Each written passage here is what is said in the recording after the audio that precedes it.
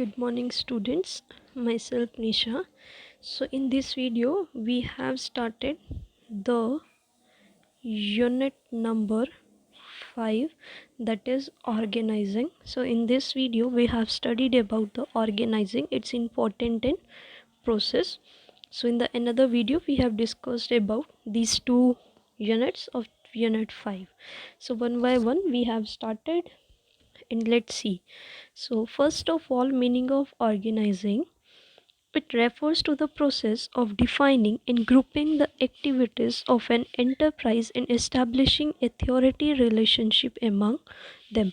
कि ऑर्गेनाइजिंग क्या है, एक प्रोसेस है जो डिफाइन करता है हमारी ग्रुपिंग ऑफ एक्टिविटीज़ को जो एंटरप्राइज में हो रही है उनको, और एस्टेब्लिश करता है हमारे अथॉरिटी रिलेशनशिप को अमंग देम, उनके बीच में, कि जो डिसाइड करने के जो हमारे फर्स्ट फंक्शंस ऑफ मैनेजमेंट हमने करे थे, दैट इज़ प्लानिंग करा था। तो मैनेजर जो है वो रिस्पॉन्सिबल होता है डिज़ाइन करने के लिए हमारे ऑर्गेनाइजेशन के स्ट्रक्चर को। सो हम इसको बोल देते हैं ऑर्गेनाइजिंग। ये जो है ना इंक्लूड करता है प्रोसेस को, जो डिटरमाइन करता है कि कौन सी एक्टिविटीज़ की व्हाट एक्टिविटीज़ को जो है हमें कंडक्ट करना है और how the activities are to be group, और कैसे उन एक्टिविटीज़ को ग्रुप करना है, कैसे हमारी जो रिस्पॉन्सिबिलिटीज़ और जो अथॉरिटीज़ है उनको डेलीगेट किया जाएगा, इसको बोला जाता है ऑर्गेनाइजिंग। सो आई होप आपको ऑर्गेनाइजिंग का मतलब समझ आया होगा। नेक्स्ट आता है इसमें features of organizing. First feature है इसमें division of work. Division of work जो है वो बेसिस होता है हमारा ऑर्गेनाइजेशन का। इन अदर वर्ड हम इसको क्या कह सकते हैं कि that there can be no organization without division of work, कि कोई भी ऑर्गेनाइजेशन नहीं है डिवीज़न ऑफ वर्क के अलावा, कि कोई भी organization, that there can be no organization, कोई भी ऑर्गेनाइजेशन नहीं है विदाउट डिवीज़न ऑफ वर्क। कि अगर एक काम है उसको हम अलग अलग पार्ट्स में डिवाइड कर देंगे तो उससे जो हमारा काम जो है वो एफिशिएंट और इफ़ेक्टिव वे में होगा, इसलिए हम अपने वर्क को जो है वो डिवाइड कर देते हैं।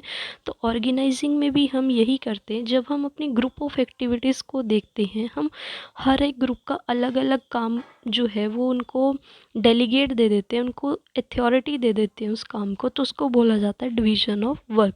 जो एंटायर वर्क होता है बिजनेस का उसको डिवाइड कर दिया जाता है मैनी डिपार्टमेंट से, तभी इसको बोला जाता है डिवीज़न ऑफ वर्क। सेकेंड आता है इसमें फीचर कोऑर्डिनेशन, कि अंडर ऑर्गेनाइजेशन डिफरेंट पर्सन्स को जो है वो असाइन किया जाता है डिफरेंट वर्क्स पर, और जो एम होता है ऑल दिस पर्सन्स का वो सेम ही होता है, कि उनको काम करके देना है, कि ऑब्जेक्टिव जो है वो एंटरप्राइज का उसको अटेन करना है, उसको अचीव करना है। तो ऑर्गेनाइजेशन जो है वो इंश्योर करती है कि दैट जो वर्क हो रहा है ऑल पर्सन्स का वो डिपेंड होगा एक दूसरे के वर्क के ऊपर, ओवन दो ये हैपन्स होता है डिफरेंटली। सो हेंस ये हेल्प करता है हमारी एस्टैब्लिश करने में कोऑर्डिनेशन। थर्ड आता है इसमें प्लूरलिटी ऑफ पर्सन्स। ऑर्गेनाइजेशन जो है वो एक ग्रुप है मैनी पर्सन्स का, जिनको असेंबल किया जाता है फुलफ़िल करने के लिए एक कॉमन पर्पस को। तो इंडिविजुअल जो है वो क्रिएट नहीं कर सकता ऑर्गेनाइजेशन, इसलिए इसमें पर्सन्स, प्लुरलिटी ऑफ पर्सन्स की ज़रूरत हमें पड़ती है। फोर्थ पॉइंट आता है इसमें कॉमन ऑब्जेक्टिव, कि इसमें जो है वेरियस पार्ट्स ऑफ ऑर्गेनाइजेशन के जो है डिफरेंट फंक्शंस जो है वो परफॉर्म किए जाते हैं, बट ऑल जो है वो मूव करते हैं एक ही डायरेक्शन में। वो डायरेक्शन क्या होती है कि अचीव करना एक जनरल ऑब्जेक्टिव को। फिर फिफ्थ पॉइंट आता है इसमें organisation is a machine of management. Organisation को कंसीडर किया गया है एक machine of management. It is that machine, ये वो मशीन है in which no part can afford, कोई भी पार्ट को जो है वो अफोर्ड नहीं कर सकते, टू बी इल फिटिंग और नॉन फंक्शनल के लिए, इल फिटिंग के लिए और नॉन फंक्शनल के लिए। इन अदर वर्ड्स, इफ़ जो डिवीज़न ऑफ वर्क है वो डन नहीं किया जा रहा प्रॉपरली, या फिर पोस्ट जो है वो नहीं क्रिएट की जा रही करेक्टली, तो होल सिस्टम जो है मैनेजमेंट का वो कोलैप्स कर जाएगा। तो इसलिए इसको जो है मशीन ऑफ मैनेजमेंट बोला गया है। सो ये इसके 5 फीचर्स थे या फिर फंक्शंस। सो आई होप आपको ये समझ आए होंगे। नेक्स्ट आता है इसमें कि इसकी इम्पोर्टेंस क्या है ऑर्गेनाइजिंग की। फर्स्ट पॉइंट आता है इसमें बेनिफिट ऑफ स्पेशलाइजेशन, कि अंडर ऑर्गेनाइजेशन जो सारी की सारी एक्टिविटीज़ हैं उनको सब डिवाइड किया जाता है वेरियस वर्क्स में और जॉब्स में। So for all the workers के लिए जो कॉम्पिटेंट पीपल हैं उनको अपॉइंट किया जाता है ताकि वो बिकम एक्सपर्ट्स बन सके उस काम को करने के लिए, एक पर्टिकुलर जॉब को करने के लिए जॉब टाइम में या फिर दोबारा से। सो इन दिस वे जो मैक्सिमम वर्क है उसको एकम्प्लिश किया जाता है एक कम से कम स्पैन ऑफ टाइम में और ऑर्गेनाइज किया जाता है ताकि उनको बेनिफिट मिल सके उस स्पेशलाइजेशन का। सो आई होप ये इस पॉइंट समझ आया होगा। सेकेंड पॉइंट आता है इसमें clarity in working relationship. Organization जो है वो क्लैरिफाई करती है हमारी वर्किंग रिलेशनशिप को एमंग एम्प्लॉयज़ में, और ये स्पेसिफाई करती है who is report to whom, कि किसको क्या रिपोर्ट किससे देनी है। ठीक है, तो देयरफॉर जो कम्युनिकेशन है वो हमारे लिए इफ़ेक्टिव बन जाती है और ये हमारी हेल्प करती है फिक्स करने में हमारी अकाउंटेबिलिटी को, जिससे हमारा जो वर्किंग रिलेशनशिप है वो क्लियर रहता है। थर्ड पॉइंट आएगा इसमें ऑप्टिमम यूटिलाइजेशन ऑफ रिसोर्सेज, कि under the process of organizing में जो एंटायर वर्क होता है उसको डिवाइड किया जाता है हमारा इनटू वेरियस स्मॉल एक्टिविटीज़ में। तो जो डिफरेंट एम्प्लॉयज़ जो हैं वो परफॉर्म कर रहे होते हैं every different jobs. So by doing so उनके पास कोई भी by doing so there is no possibility of any activity being left out, कि ये कोई भी पॉसिबिलिटी नहीं है कि कोई भी एक्टिविटी जो है वो छूट जाए। बिकॉज क्यों छूट, क्योंकि हर एक एम्प्लॉय जो है वो डिफरेंट एक्टिविटीज़ को, डिफरेंट जॉब को परफॉर्म कर रहा है, तो हर एक एक्टिविटी जो है उसमें फुलफिल होगी। इसलिए इसको बोला जाता है कि हमारे जो रिसोर्सेज, हमारी machines, material, finance, human resource जो लगा होता है उनका जो यूटिलाइजेशन है वो प्रॉपर तरह से होता है। फिर आएगा इसमें fourth point adaption of changes. Organization का जो प्रोसेस है वो मेक द ऑर्गेनाइजेशन को जो कैपेबल बनाता है ऑफ एडेप्टिंग करे वो एनी चेंज को, ताकि वो कनेक्ट रहे with the post of the employees के साथ। तो ये जो है पॉसिबल होगा तभी only because of the facts, उन फैक्ट्स के लिए दैट देयर इज़ जो है एक क्लियर स्केलर चेन है अथॉरिटी की फॉर द मैनेजर के लिए, जो परफॉर्म करती है टॉप से लो लेवल तक, कि हर एक जो काम है वो टॉप से लो लेवल तक हो रहा है। तो ऑर्गेनाइजेशन में क्या होता है, अगर टेक्नोलॉजी के चेंज होने से या पॉलिटिकल इन्वायरमेंट के चेंज होने से कोई भी चेंज आ रहा है तो ऑर्गेनाइजेशन जो है वो हेल्प करती है हमारी उस चेंज को अडेप्ट करने के लिए। तो फिफ्थ पॉइंट आता है इसमें इफ़ेक्टिव एडमिनिस्ट्रेशन। इसमें क्या बोला इन्होंने कि जनरली जो है ऑब्ज़र्व किया गया है कि देयर इज़ ऑलवेज जो है कंडीशन ऑफ डाउट बना रहता है about the authority of the manager के लिए एमंग देमसेल्व्स, उनके मन में भी बना रहता है। तो जो प्रोसेस है ऑर्गेनाइजेशन का वो क्लियर मेंशन करता है ईच और एवरी एक्टिविटी हर एक मैनेजर की, and also of their extent of authority, कि उनकी जो अथॉरिटी क्या है और उनकी जो हर एक एक्टिविटी क्या है एवरी मैनेजर की, उसको जो क्लियरली मेंशन करता है हमारा प्रोसेस ऑफ ऑर्गेनाइजेशन। ठीक है, तो it also made clear to whom shall a manager order for a particular job, और ये भी मेंशन होता है उसमें क्लियर कि होम शेल अ मैनेजर, कौन मैनेजर है जो ऑर्डर करता है उस पर्टिकुलर जॉब को। सो आई होप आपको ये समझ आया होगा फिफ्थ पॉइंट इसका। सिक्स पॉइंट आता है इसमें डेवलपमेंट ऑफ पर्सनल, कि under the process of organization जो डेलीगेशन ऑफ अथॉरिटी है वो प्रैक्टिस की जाती है। It is done, this is done, ये डन किया जाता है not because of limited capacity of any individual, इसलिए नहीं कि जो इंडिविजुअल की कैपेसिटी है वो लिमिटेड है, but also to discover new techniques of work, लेकिन डिस्कवर भी की जाती है हमारी न्यू टेक्निक्स वर्क की, और ये प्रोवाइड करते हैं हमें अपॉर्चुनिटीज़ कि हम डिसीजन ले सके टू दिस सबऑर्डिनेट्स का। By taking advantage of this situation, हम इस सिचुएशन का एडवांटेज लेके हम ट्राई करते हैं कि हम फाइंड आउट कर सके लेटेस्ट टेक्निक्स को और उसको जो है इम्प्लीमेंट कर सके। तो ये जो है हमारी हेल्प करती है ग्रो होने में और हमारी डेवलप करने में। तो लास्ट पॉइंट आता है इसमें एक्सपेंशन एंड ग्रोथ, कि जो प्रोसेस है हमारा ऑर्गेनाइजेशन का वो अलाउ करता है एम्प्लॉयज़ को कि फ्रीडम है उनके पास कि वो डिसीजन ले सकती हैं which help them to grow, जो उनकी हेल्प करते हैं उनको ग्रो करने में। तो ये जो है ऑलवेज जो है रेडी रहती हैं फेस करने के लिए न्यू चैलेंजेस को। तो ये सिचुएशन जो है वो हमारी हेल्प करती है डेवलपमेंट करने में हमारी एंटरप्राइज की।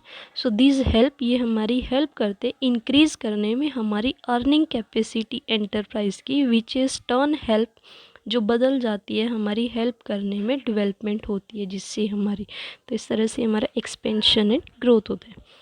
सो ये इसकी इम्पोर्टेंस थी 7। आई होप आपको इसकी इम्पोर्टेंस जो है वो समझ आ गई होंगी। एक बार आप दोबारा सुन लेना, ना समझ आए तो you will comment down, so I will explain you. Next आता है इसमें कि ऑर्गेनाइजिंग का प्रोसेस क्या है। 4 ही पॉइंट्स हैं इसमें, प्लानिंग वाले में 7-8 पॉइंट्स थे, इसमें जो है 4 पॉइंट्स हैं। फर्स्ट पार्ट आता है इसमें identification and division of work, कि फर्स्ट स्टेप जो ऑर्गेनाइजेशन का आता है वो आता है हमारा identification and division of work. इस स्टेप पर क्या होता है, जो टोटल वर्क है उसको डिवाइड कर दिया जाता है हमारी वेरियस एक्टिविटीज़ में। फॉर एग्ज़ाम्पल जैसे वेरियस एक्टिविटीज़ जो हैं हमारी मोबाइल मैन्युफैक्चरिंग कंपनी जो है वो कैसे डिवाइड करती है, वो परचेज़ करती है रॉ मटेरियल को, परचेज़ करती है मैन्युफैक्चर्ड के पार्ट्स को, प्रोडक्शन करती है, स्टॉकिंग ऑफ गुड्स करती है, रिसर्च करती है, एडवर्टाइजमेंट करेगी उसको लेके, मोबाइल्स को लेके सेल करेगी, फिर फाइनेंशियल अरेंजमेंट करेगी, मेंटेन करेगी हमारे अकाउंट्स को, कॉरेस्पॉन्डेंस करेगी, फिर अरेंजमेंट करेगी हमारे एम्प्लॉयज़ का। इस तरह से उसकी काफ़ी सारी एक्टिविटीज़ हो जाती हैं जिसको वो अलग अलग डिपार्टमेंट्स में जो है डिवाइड कर देती हैं। तो फर्स्ट पॉइंट आता है कि हमें आइडेंटिफाई करना है कि हमें कौन सा वर्क करना है, फिर उस वर्क को जो है डिवाइड करना है हमें अपनी वेरियस एक्टिविटीज़ में। तो ये था इसका फर्स्ट पॉइंट। सेकेंड आता है इसका डिपार्टमेंटलाइजेशन। डिपार्टमेंटलाइजेशन क्या होता है कि हमें डिपार्टमेंटलाइजेशन करना है एक्टिविटीज़ का, जो स्टार्ट होती है वंस जो वेरियस एक्टिविटीज़ है जिन्हें हम डिज़ाइन करते हैं अचीव करने के लिए ऑब्जेक्टिव ऑफ द कंपनी। जो एक्टिविटीज़ होती है सेम नेचर की, उनको आपस में ग्रुप कर दिया जाता है टुगेदर और उनको असाइन कर दिया जाता है एक पर्टिकुलर डिपार्टमेंट, जिसको हम ग्रुपिंग भी बोलते हैं। एग्ज़ाम्पल कि हमें परचेज़ करना है रॉ मटेरियल और परचेज़ करना है मैन्युफैक्चर्ड पार्ट्स, तो उनका हम एक डिपार्टमेंट बना देंगे और उसको नाम दे देंगे परचेज़ डिपार्टमेंट। और जैसे कि फिर हमारी प्रोडक्शन की, स्टॉकिंग ऑफ गुड्स की, रिसर्च एक्टिविटीज़ होगी, उनका हम एक डिपार्टमेंट बना दें, उनको हमने नाम दे दिया प्रोडक्शन डिपार्टमेंट।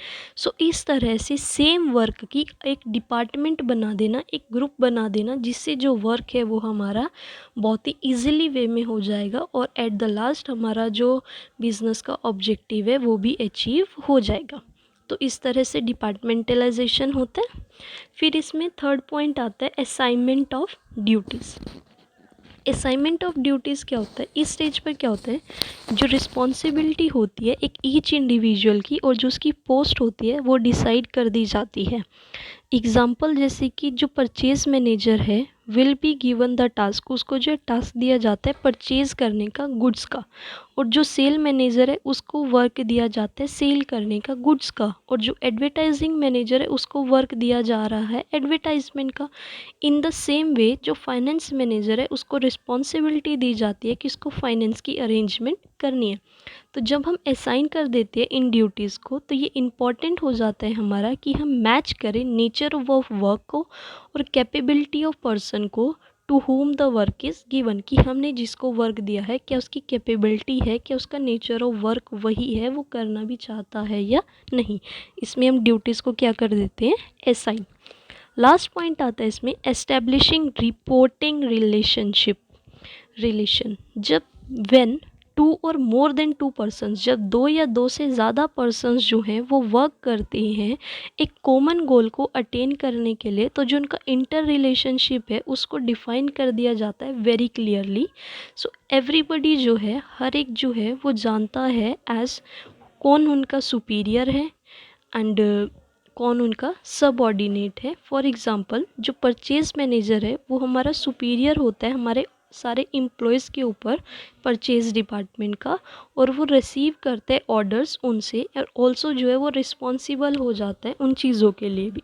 तो ये आएगा इसमें establishing reporting relationship.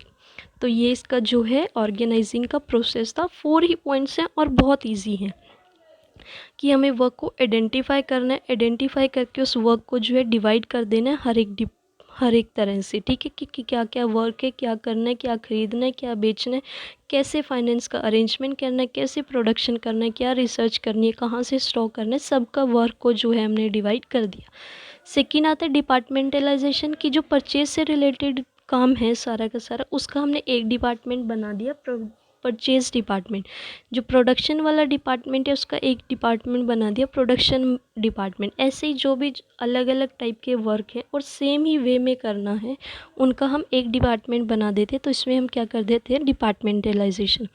Assignment of duties की, जैसे हमने परचेज़ के वर्क का एक डिपार्टमेंट बनाया, परचेज़ डिपार्टमेंट, अब उसमें हमें बंदे भी लगाने हैं, पीपल्स को अपॉइंट भी करने हैं उस पर्टिकुलर जॉब के लिए, उस पर्टिकुलर ड्यूटी के लिए, तो उसमें हम लोगों को लगा देते हैं। फिर हम जो रिपोर्ट है वो हमें अपने सबऑर्डिनेट्स, अपने सुपीरियर्स को जो है देनी होती है, और वो रिस्पॉन्सिबल हो जाता है फिर सबऑर्डिनेट या सुपीरियर उस चीज़ के लिए। सो ये था इसका ऑर्गेनाइजिंग का प्रोसेस। आई होप ये आपको समझ आया होगा। नेक्स्ट हम इसमें आता है हमारा फॉर्मल और इनफॉर्मल ऑर्गेनाइजेशन क्या होता है। फर्स्ट इसमें मीनिंग आता है इसका कि फॉर्मल ऑर्गेनाइजेशन क्या है, ये इसका डिफरेंस है। आप समझोगे तो समझ आ जाएगा, वैसे इतना इम्पॉर्टेंट है नहीं, but I will tell you. An organization created by the management in the form of structure of authority is called formal organization। कि एक ऑर्गेनाइजेशन जो क्रिएट करती है मैनेजमेंट को एक form of structure of authority के रूप में, कि उसकी एक अथॉरिटी हो जाती है, उसको बोला जाता है फॉर्मल ऑर्गेनाइजेशन। और इनफॉर्मल ऑर्गेनाइजेशन क्या होता है, an organization born out of mutual relation. कि एक ऑर्गेनाइजेशन जो बोर्न मतलब पैदा की जाती है एक म्यूचुअल रिलेशन से, जब उनकी आपस में सहमति हो जाती है म्यूचुअली, तो उसको बोला जाता है इनफॉर्मल ऑर्गेनाइजेशन, और वो ऑटोमेटिकली इमर्ज हो जाती है।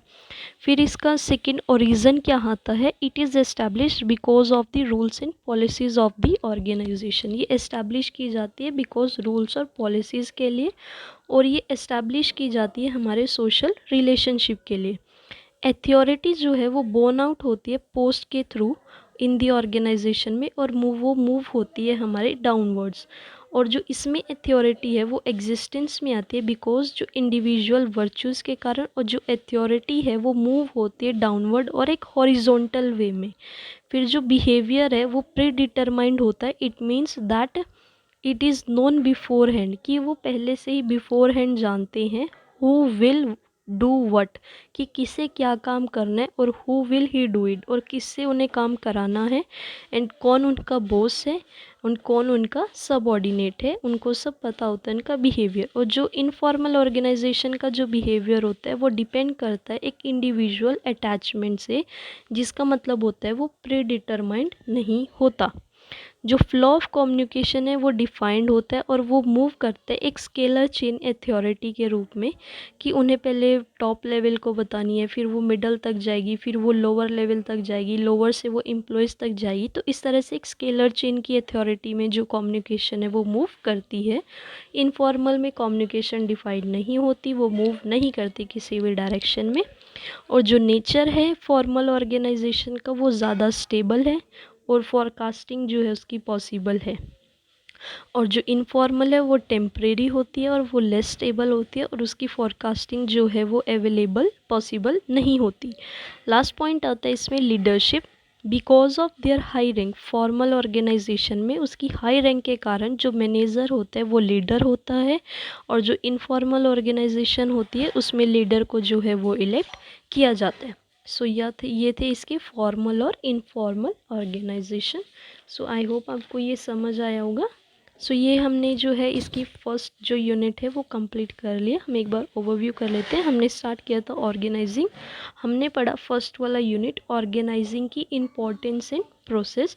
जो इसकी ये 2 यूनिट्स हैं ये हम नेक्स्ट वीडियोज़ में कवर करेंगे 1 बाय 1। ठीक है। फिर हमने पढ़ा मीनिंग ऑफ ऑर्गेनाइजिंग का क्या होता है, उसके फीचर्स क्या है, फीचर्स और फंक्शंस दोनों सेम होते हैं, उसकी इम्पोर्टेंस क्या है, ऑर्गेनाइजिंग का प्रोसेस बहुत इजी है, दोबारा पढ़ोगे तो आपको ये समझ आ जाएगा। नेक्स्ट हमने पढ़ा फॉर्मल और इनफॉर्मल ऑर्गेनाइजेशन के बीच में क्या डिफरेंस होता है और वो होती क्या है। सो आई होप आपको समझ आया होगा। So thank you so much. If you like it then please subscribe my channel, like comment and share. Thank you.